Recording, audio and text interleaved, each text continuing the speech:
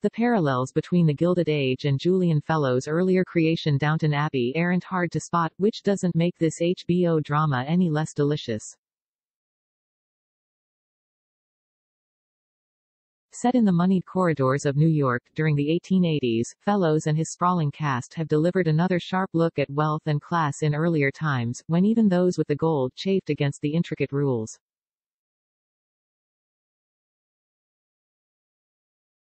The backdrop here lies not in British aristocracy but rather the hostility of old money families toward what they dismissively refer to as the new people, those who have recently come into fortunes but lack the arrived on the Mayflower claims to elite status.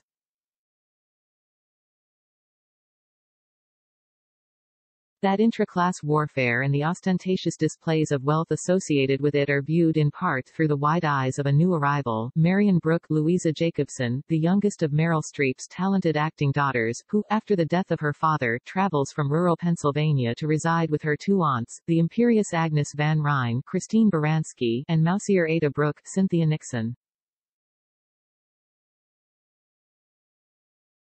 Agnes married well, allowing her sister, as she notes, the pure and tranquil life of a spinster. Like the Dowager Countess in Downton, Fellowes graces her with all the best lines, which Baranski delivers with dripping venom, her fangs barely concealed. To her constant irritation, the new people to whom she objects reside directly across the street, in the form of railroad baron George Russell, Morgan Spector, and his wife Bertha, Carrie Coon, who employ a Downton-like array of servants.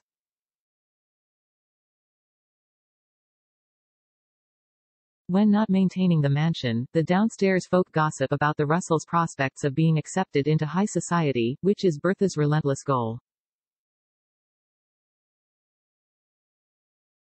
She's built a palace to entertain the sort of people who will never come here, sneers Bertha's maid, Kelly Curran, while plotting as to how she can escape such service.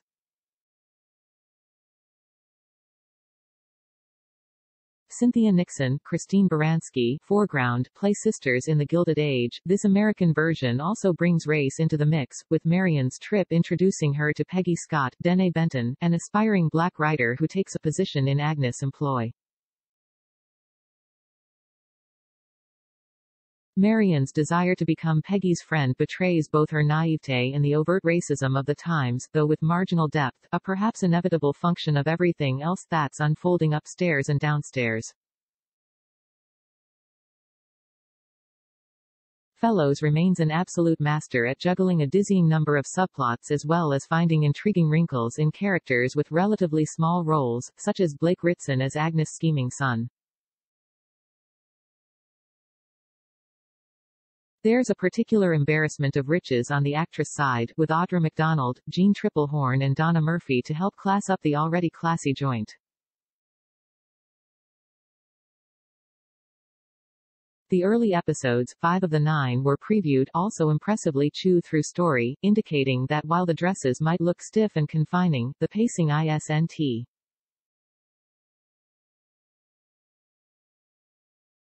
The casting is as impeccable as the period costumes, with Jacobson as the marginally modern newcomer caught in the middle of these old grudges, and Coon and Spector excelling as the ultimate power couple, playing a long game in leveraging their wealth to break down the barriers erected by the entrenched establishment. One of the tensions involves the question of Marion marrying for something other than financial advantage, a prospect greeting with horror by her pragmatic aunt. Will you concede nothing to my age and experience? Agnes asks her. Although real-life figures from the period pass through the story, The Gilded Age quickly carves out a dense reality all its own.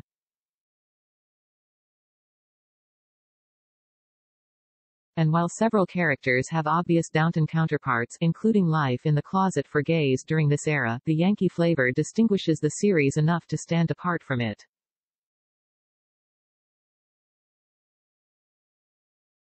It's early to pronounce this fully as another Downton-like addiction, with one movie and another on the way.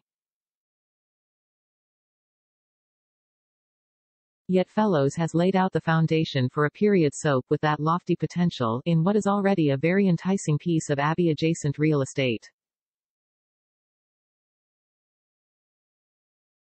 The Gilded Age premieres January 24 at 9 p.m. Eastern Time on HBO, which, like, is a unit of Warner Media.